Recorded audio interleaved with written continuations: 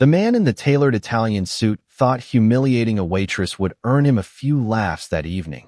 But before the night was over, he would become the one everyone remembered for the wrong reason. Before we continue, where are you watching from? Drop your city or state in the comments below.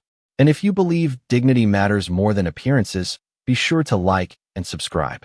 Stories like this remind us that first impressions are often the most expensive mistakes. The evening rush had transformed Hawthorne's steakhouse into a sea of polished glass, warm amber light, and quiet wealth. Crystal chandeliers reflected off dark mahogany walls while soft jazz drifted through the dining room. Outside, a light spring rain tapped gently against the tall windows overlooking downtown Chicago. Inside, executives celebrated promotions, investors discussed deals worth millions, and tourists snapped photos of their perfectly plated dinners. Moving gracefully between the crowded tables was Emily Carter, a 38-year-old waitress whose simple black uniform made her nearly invisible to most guests. Her blonde hair was tied neatly into a low ponytail, and her calm blue eyes rarely lingered on anyone for long. She carried trays with effortless balance, remembered complicated orders without writing them down, and greeted every customer with the same warm smile. Yet most people never truly saw her. To them, she was simply the waitress. Someone who refilled water glasses and cleared empty plates. Someone who existed quietly in the background. At table 17 sat Richard Calloway, a well-known venture capitalist whose reputation for success was matched only by his reputation for arrogance. His expensive watch gleamed beneath the restaurant lights every time he lifted his wine glass. Around him sat several business associates, all eager to laugh at his jokes and agree with his opinions. Richard enjoyed attention. More importantly, he enjoyed reminding others of their place. As Emily approached the table carrying a tray of drinks, Richard barely looked up from his conversation. Finally, he said loudly enough for nearby tables to hear, "I was beginning to think our waitress got lost." A few people chuckled. Emily offered a polite smile and carefully placed each drink in front of the guests. "Thank you for your patience, sir." Richard leaned back in his chair and studied her for a moment. There was something about her calm expression that irritated him. Most people reacted when he spoke. Most people tried to impress him. She simply continued doing her job. "Tell me," Richard said, raising his voice again, "do they teach mind reading in waitress school?" You remembered everyone's order without writing anything down. More laughter followed. Emily remained composed. "Just experience, sir." "Experience," Richard repeated with a smirk. "Well, that's one way to avoid college debt." The laughter grew louder this time. Several nearby diners turned toward the table. Emily felt dozens of eyes settle on her, waiting for a reaction. But she simply nodded once and continued serving the drinks. Her calmness only seemed to encourage him. Richard glanced around the room, enjoying the attention. "You know what I admire most?" he said dramatically. "Confidence, even when it's completely unsupported." The room responded with scattered amusement. Emily stood quietly for a moment before excusing herself and walking away. Behind her, another wave of laughter rolled through the dining room. Richard smiled, convinced he had just become the most entertaining person in the restaurant. What he didn't notice was the older gentleman seated alone near the back window. The man had stopped eating entirely. His eyes followed Emily as she disappeared into the kitchen. And when Richard's voice echoed through the restaurant once more, the elderly man slowly set down his fork and shook his head as if he knew something everyone else had missed. Something that would soon change the entire evening. The dinner rush continued to swell as rain streaked the restaurant windows, turning the city lights outside into blurred ribbons of gold and white. Inside the kitchen, the steady rhythm of clattering pans and quiet instructions filled the air. Emily moved through it all with the calm precision of someone who had done the same job thousands of times, while other servers rushed from station to station, checking handwritten notes and asking questions. Emily seemed to remember every detail effortlessly. Table 12 needed dressing on the side. Table 9 had a severe nut allergy. Table 20 requested sparkling water instead of still. She carried each detail in her mind as naturally as breathing. "You always make it look easy," said Megan, a younger waitress balancing a tray of appetizers. Emily smiled. "After enough years, most things become easier." Megan laughed. "Not that easy." Before Emily could answer, the restaurant manager stepped into the service area. Emily, table 17, wants another bottle of the Reserve Cabernet. The mention of Richard Calloway's table caused several employees to exchange uncomfortable looks. Everyone had heard his comments. Everyone had seen the way he treated her. Yet Emily simply nodded. I will take care of it. As she retrieved the wine, a distinguished-looking gentleman near the wine display watched her closely.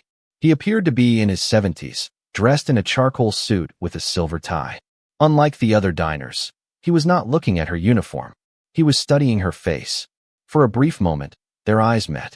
The man's expression changed slightly, almost as if he recognized something. Then he returned to his meal. Emily continued toward table 17. Richard was now entertaining his guests with stories about acquisitions and investments. His voice carried easily through the room. Success comes from knowing who belongs in the room and who does not, he declared confidently. Several people nodded. Others laughed politely. As Emily poured the wine, Richard glanced at her again. There she is. His smile returned. Tell me something. Have you worked here long? 7 years, sir, Emily answered. 7 years. Richard raised his eyebrows dramatically. That is dedication. One of his associates chuckled. Or a lack of options. More laughter followed. Emily finished pouring the wine without responding. Yet before she stepped away, the older gentleman near the back suddenly stood from his table. The movement was subtle, but several nearby diners noticed. He walked slowly toward the front of the restaurant, passing only a few feet from Richard's table. As he did, he paused briefly and looked directly at Emily. Good evening, Miss Carter, he said warmly. Emily appeared surprised. Good evening, sir. The man smiled. It has been many years. Then he continued walking toward the exit. A hush seemed to linger in the air after he left. Richard frowned slightly. Friend of yours? Emily hesitated for only a moment. Someone I knew a long time ago. Richard smirked. Interesting.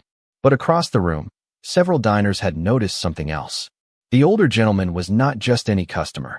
He was Charles Whitmore, a respected philanthropist whose name appeared regularly in national business publications. And for reasons nobody understood, one of the most influential men in Chicago had just addressed a waitress with unmistakable admiration. The moment Charles Whitmore disappeared through the front doors, the atmosphere inside the restaurant subtly changed. Conversations resumed, glasses clinked, and waiters continued moving between tables, yet a quiet current of curiosity lingered beneath it all. Several guests exchanged glances. Everyone in Chicago's business community knew who Charles Whitmore was. He was the founder of one of the largest charitable foundations in the Midwest, a man whose endorsements could launch careers and whose opinion carried weight in boardrooms across the country. The fact that he had greeted a waitress by name was unusual enough. The respect in his voice was what truly caught people's attention. Richard noticed it too. He swirled the wine in his glass and watched Emily walk back toward the service station. Something about the interaction bothered him. It challenged the simple story he had already constructed in his mind. He preferred categories. Successful people belonged in one group. Ordinary people belonged in another. Emily fit neatly into the second category. Or at least she had until a few moments ago. One of Richard's associates leaned closer. Do you know Whitmore personally? Richard asked casually when Emily returned to check the table. Not personally, Emily answered. I met him years ago. Years ago? Where? Richard asked. Emily offered a polite smile. At an event. Her answer only deepened the mystery. Richard hated mysteries he could not immediately solve. Before he could press further, activity near the front entrance drew attention across the dining room. A restaurant employee adjusted a microphone stand that had been set up beside the grand piano. Several guests straightened in their chairs. Tonight happened to be the annual Hawthorne Scholarship fundraiser, a prestigious event that would begin later in the evening after regular dinner service. Many of the city's wealthiest business leaders attended every year. Richard smiled when he remembered. His company was one of the event's major sponsors. Now that should be entertaining, he said. A room full of accomplished people. One of his guests laughed. Your favorite kind of audience. Meanwhile, Emily quietly continued working. She cleared plates, delivered desserts, and refilled coffee cups. Yet several guests now found themselves watching her. The strange encounter with Charles Whitmore had planted a question in their minds. Who was she really? Near the kitchen entrance, Megan approached her again. You never told me you knew Charles Whitmore. Emily shook her head gently. There is not much to tell. A billionaire philanthropist remembers your name after years, and there is not much to tell. Megan whispered. Emily simply smiled and continued polishing silverware. Her calmness made the mystery even larger. Across the room, Richard's attention shifted when the event coordinator stepped onto the small stage beside the piano. The microphone crackled softly before her voice filled the restaurant. Ladies and gentlemen, thank you for joining us for tonight's scholarship fundraiser. We have a very special surprise planned for later this evening. Applause echoed through the room. Richard leaned back confidently. He loved being at the center of important events. What he did not know was that the surprise waiting for everyone in that room was far closer than he imagined. And before the night ended, the person he had dismissed so easily would become impossible to ignore. The fundraiser officially began. 20 minutes later, the restaurant lights dimmed slightly, leaving the chandeliers glowing like clusters of stars above the dining room. Conversations softened as guests turned their attention toward the small stage near the grand piano. Waitstaff moved quietly between tables, collecting final dinner plates while donors and executives settled into their seats. The event coordinator stepped back to the microphone with a polished smile. Tonight we celebrate educational excellence and the power of opportunity, she announced. Applause rippled across the room. Richard joined in confidently. He had attended dozens of events like this and believed he knew exactly how the evening would unfold. Speeches, donations, recognition, networking, the usual rituals of influence and success. What he did not expect was for his attention to keep drifting back toward Emily. She was helping another server organize dessert trays near the kitchen entrance. Calm, focused, completely unaffected by the attention she had received earlier. Richard found that increasingly irritating. Most people enjoyed being noticed. Most people would have used the connection to Charles Whitmore as a conversation starter. Emily seemed uninterested in impressing anyone. You were still thinking about the waitress? One associate asked with a grin. Richard smirked. I am trying to figure out why everyone suddenly finds her so interesting. Another guest laughed. Maybe she has a secret life. The comment was intended as a joke, but it sparked an idea. Richard leaned back in his chair as a mischievous smile appeared. He enjoyed public challenges. More importantly, he enjoyed watching people fail under pressure. Across the room, the event coordinator continued introducing scholarship recipients and community leaders. Then she announced an unexpected addition to the program. Unfortunately, our scheduled guest speaker has experienced a travel delay and will not arrive tonight. A murmur spread through the audience. The coordinator maintained her smile. While we adjust the schedule, we would love to invite members of our community to share brief thoughts on education and opportunity. Richard's eyes lit up. Instantly, he saw an opportunity for entertainment. That sounds dangerous, one guest joked. Not if we choose carefully, Richard replied. At that moment, Emily approached the table carrying fresh coffee. Richard's smile widened. Actually, he said loudly enough for nearby tables to hear. I think we have the perfect speaker right here. Several heads turned immediately. Emily paused. Sir. Richard gestured dramatically toward the stage. You have been listening all evening. Why not share your thoughts with everyone? Laughter emerged from a few nearby tables. Emily remained polite. I do not think I am the right person for that. Why not? Richard pressed. Everyone has a story. Besides, this is a scholarship fundraiser. Surely you have opinions about education. More guests began watching. The attention spread through the room like a wave. Emily felt dozens of eyes settle upon her once again. Yet unlike before, she did not appear embarrassed. She simply stood quietly holding the coffee pot. Richard mistook her calmness for hesitation. Come on, he said with a confident grin. A few words. Unless public speaking is not your thing. The challenge hung in the air. Around the restaurant, conversations faded. Even the event coordinator looked uncertain. For a brief moment, the entire room seemed to hold its breath. Then Emily looked toward the stage, then back at Richard. Her expression remained perfectly composed. If the organizers truly wish it, she said softly, I would be happy to speak. The smile on Richard's face grew wider. He believed he had just set the perfect trap. What he did not realize was that for the first time all evening, Emily had stopped avoiding the spotlight and chosen to step directly into it.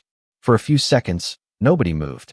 The soft jazz playing through the restaurant speakers seemed to fade into the background as every eye followed Emily. Richard sat back with complete confidence, convinced that he had orchestrated a harmless spectacle. In his mind, a waitress stepping onto a stage filled with executives, donors, and community leaders could only end one way. At best, she would stumble through a few nervous remarks. At worst, she would embarrass herself. Either outcome would provide the entertainment he was looking for. Emily carefully set down the coffee pot and handed it to another server. "Would you mind covering table 12 for a few minutes?" she asked quietly. Megan nodded immediately, though her eyes were wide with concern. "Are you sure about this?" Emily offered a small smile. "It will be fine." Across the dining room, whispers began spreading from table to table. Guests leaned toward one another, curious about what they were about to witness. Some expected a disaster. Others simply wanted to understand why Charles Whitmore had recognized her earlier. The event coordinator approached cautiously. "Miss Carter, you do not have to do this if you are uncomfortable." Emily looked toward the stage. "I am not uncomfortable." The answer was simple, calm, certain. Something about the way she said it caused the coordinator to hesitate. Most people placed in such a position would have shown anxiety. Emily appeared completely at ease. Richard noticed it too. The confidence bothered him more than he cared to admit. As Emily began walking toward the stage, the room grew quieter with every step. The chandeliers reflected softly against polished glass and silverware. Rain continued tapping against the windows overlooking the city skyline. Somewhere near the back, a chair shifted. Otherwise, the restaurant had become unusually still. Richard folded his arms and watched. "This should be interesting," he muttered. One of his associates laughed. "Maybe she has a prepared speech hidden somewhere." Richard smirked. "I doubt it." Emily reached the small staircase leading to the platform. For a moment, she paused near the grand piano. Her eyes moved across the room, taking in hundreds of faces. Wealthy donors, business leaders, attorneys, physicians, investors, people who spent their lives evaluating others within seconds of meeting them. She knew exactly what many of them saw when they looked at her. The uniform, the tray, the title of waitress. Nothing more. Yet there was no bitterness in her expression. No anger. Only composure. Near the entrance, another unexpected figure quietly stepped back into the restaurant. Charles Whitmore had returned. Few people noticed him take a seat at an empty table near the rear corner. He watched the stage carefully, almost as though he had been waiting for this exact moment. Emily finally stepped behind the microphone. The room fell completely silent. Richard smiled confidently and lifted his wine glass. He expected hesitation. He expected uncertainty.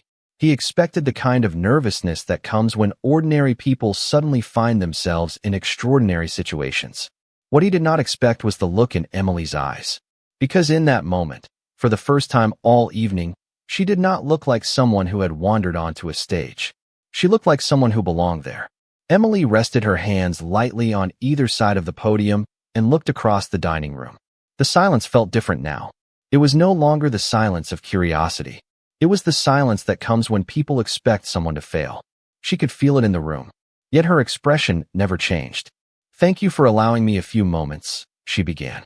Her voice was clear, steady, and unexpectedly confident. Several guests exchanged glances immediately. This was not the nervous introduction they had anticipated. "Tonight is about education and opportunity," she continued. "Those two things changed my life many years ago." The room remained still. Richard lowered his wine glass slightly. He had expected hesitation. Instead, every word seemed measured and deliberate. "When I was 18 years old, I received a scholarship that made college possible. Without that support, I would never have had the chance to pursue the work I loved." A few guests nodded politely. It was a simple story so far. Nothing remarkable. Yet something in the way she spoke commanded attention. "I learned something important during those years," Emily continued. "Talent is distributed far more equally than opportunity." A hush settled over the room. Even the servers standing near the kitchen entrance stopped moving. Every year there are brilliant students whose potential goes unnoticed because people make assumptions. They look at a family income. They look at a neighborhood. They look at a job title. Sometimes they simply look at appearances. Richard shifted slightly in his chair. For the first time all evening, he felt an unfamiliar discomfort. Emily was not reading notes. She was not searching for words. She spoke with the ease of someone who had delivered important presentations many times before. Near the back of the restaurant, Charles Whitmore smiled quietly. He had seen this before. Years ago, long before anyone in this room knew Emily Carter's name. "One scholarship changed my future," Emily said. "That opportunity eventually allowed me to spend more than a decade researching educational development and student achievement." Several guests blinked in surprise. The statement landed softly, yet it immediately changed the atmosphere. Richard's smile faded. One of his associates looked toward him. "Research?" he whispered. Emily continued as though she had not noticed. "During those years, I worked with universities, nonprofit organizations, and educational institutions across the country. I met extraordinary young people who simply needed someone to believe in them." The room grew even quieter. The event coordinator stared at her in confusion. This was no ordinary fundraiser speech. This sounded like the perspective of an expert. "A few years ago," Emily said, "I stepped away from that work to care for my mother during a long illness. After she passed away, I chose a simpler life. I discovered that titles matter less than people think. Character matters more." Not a single glass moved. Not a single conversation continued. Richard could feel the room shifting around him. The assumptions he had made all evening were beginning to crack. Yet what unsettled him most was the realization that Emily was only beginning to reveal who she really was. And as she glanced briefly toward Charles Whitmore before returning her eyes to the audience, it became clear that the story everyone believed about the waitress standing on that stage was far from the truth. The silence that followed seemed to stretch across the entire restaurant. No one had expected the evening to take this turn. Moments earlier, many of the guests had viewed Emily as part of the background, someone who carried plates and refilled glasses. Now they found themselves listening with complete attention. Emily allowed the silence to settle before continuing. "The work I loved eventually led me to a project that changed my life," she said. "A project focused on identifying overlooked talent in underfunded school districts." Several guests leaned forward. The event coordinator had stopped checking her notes entirely. Even the servers near the kitchen entrance stood motionless. Emily's calm voice carried effortlessly through the room. At the time, many experts believed academic success could be predicted by demographics and economic statistics. Our research suggested something very different. We discovered that exceptional potential exists everywhere. Richard no longer looked amused. His expression had become cautious. Something about her words sounded familiar. Across the room, Charles Whitmore remained completely still, watching with quiet pride. Emily continued. "The findings eventually became part of a national education initiative. That initiative now supports scholarship programs in more than 30 states." A murmur swept through the audience. Several people recognized the program immediately. It was one of the most respected educational efforts in the country. Millions of dollars had been invested into it over the years. Richard frowned. He knew the initiative well. His company had contributed funding to it on multiple occasions. The realization unsettled him. "Most people know the organization," Emily said. "Few know the names of the researchers who built the original framework behind it." She paused briefly. "That never bothered me. The work was always more important than recognition." Near the front of the room, one donor suddenly sat upright. His eyes widened. "Wait," he whispered to the woman beside him. "That cannot be possible." Others were reaching the same conclusion. Fragments of memory began surfacing. Academic journals, conference presentations, interviews from years ago, a name they had not heard in a long time. Emily glanced toward Charles Whitmore. The elderly philanthropist gave a small nod. It was all the encouragement she needed. "Years ago, before family responsibilities changed my priorities, I served as the lead researcher for that initiative." The room froze. Several guests stared at her in disbelief. One person quietly dropped a fork onto a plate. The sound echoed far louder than it should have. Richard felt the color drain from his face. "My name appeared on some of the early publications," Emily said. Emily Carter. A collective realization swept through the audience. The name was familiar. Not to everyone, but to enough people. She was not merely someone who had participated in the project. She had helped create it. Her research had influenced policy decisions, scholarship funding models, and educational strategies used throughout the country. The waitress standing behind the microphone was the very expert many professionals had studied for years. Richard stared at her speechless. For the first time all evening, he had nothing to say.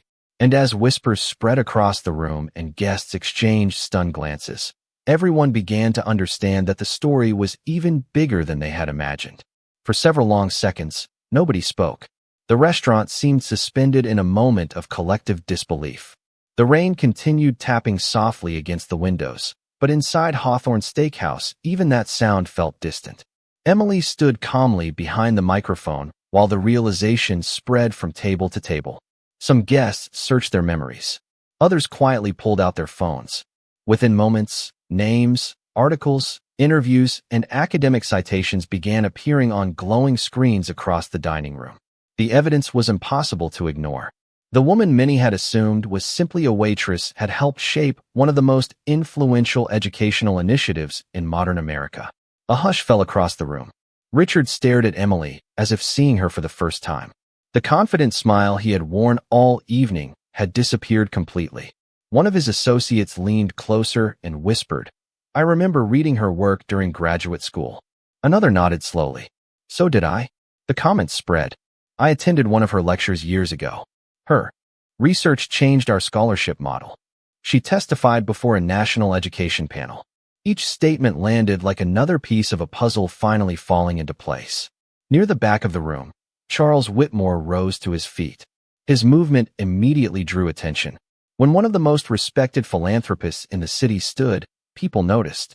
He looked toward Emily with unmistakable admiration. Then he began to applaud. The sound echoed clearly through the silent restaurant. One pair of hands became 2, then 5, then 20. Within seconds, the entire room erupted into applause. Guests who had spent the evening ignoring her now stood from their chairs. The ovation grew louder and louder until it filled every corner of the dining room. Emily remained composed. She smiled gently but did not appear surprised. It was as though recognition had never been what mattered to her. Richard remained seated. The applause around him felt overwhelming. Every joke he had made earlier replayed in his mind. Every assumption. Every dismissive remark. For the first time in years, he found himself without an audience willing to laugh. He finally rose from his chair, but not because everyone else had. He stood because remaining seated felt impossible. Across the room, dozens of eyes shifted toward him. People remembered exactly how the evening had started. They remembered who had turned Emily into the target of a public joke. Richard opened his mouth as if searching for something to say, but no words came. The room had changed. The balance of respect had changed. And most of all, the story everyone believed when they walked into the restaurant had changed. Emily waited patiently until the applause softened. Then she looked across the crowd. Her gaze briefly met Richard's. There was no anger in her expression, no triumph, no desire to embarrass him. That quiet dignity somehow made the moment even more powerful. The room went silent once again, not because people doubted her, but because they suddenly understood they were witnessing something far more meaningful than a simple revelation. They were witnessing the complete collapse of a judgment that should never have been made in the first place. The applause gradually faded, but the feeling in the room remained. It lingered in the silence that followed, in the thoughtful expressions on faces that had arrived expecting an ordinary fundraiser and were leaving with something far more valuable. Emily stood quietly behind the microphone and waited until the last echoes disappeared. Then she spoke once more. "There is one final thing I would like to share." The room immediately settled. People often ask why I left my career. They assume there must have been some dramatic reason. The truth is much simpler. My mother spent the last years of her life needing daily care. She spent decades believing in me when nobody else did. When she needed me, I wanted to return that gift. A few guests lowered their eyes.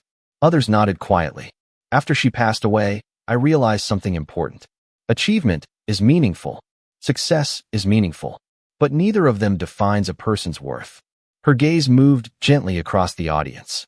The person serving your meal may have a story you cannot imagine. The person cleaning an office may possess knowledge that would impress an entire boardroom. The person you overlook today may have spent years changing lives without asking for recognition. No one moved. No one interrupted. Every word seemed to settle deeply into the room. Then Emily looked toward Richard. She did not single him out. She did not embarrass him. She simply included him among everyone else listening. We all make assumptions. I have made them too. What matters is whether we are willing to look beyond them. Richard felt the weight of those words more than anyone. Not because they were cruel. Quite the opposite. They offered him something he had not expected that evening: grace. The opportunity to learn instead of merely being judged. Charles Whitmore smiled softly from the back of the room. He had spent years funding educational programs because he believed talent could be found anywhere. Tonight, that lesson had been demonstrated more clearly than any speech or report could ever accomplish. Emily stepped away from the microphone. For a moment, nobody reacted. Then the applause returned, louder than before. People rose to their feet once again. This time it was not because of her accomplishments. It was because of her character. As guests stood, Richard slowly approached the stage. The room watched carefully. When he reached Emily, he extended his hand. "I owe you an apology," he said honestly. "I judged you before I knew anything about you." Emily accepted the handshake. "We all have moments we would like to do differently," she replied. "The important thing is what we learn from them." Richard nodded. There was nothing else to say. The lesson had already been delivered. Later that night, as guests departed into the cool Chicago rain, many carried a story they would share for years. Not a story about a famous researcher, not a story about a wealthy donor, but a story about dignity, about humility, about the danger of measuring people by appearances. And as the lights of the restaurant reflected across the wet city streets, one truth remained impossible to ignore. Greatness rarely announces itself. More often, it walks quietly through the world, waiting for others to see what was there all along.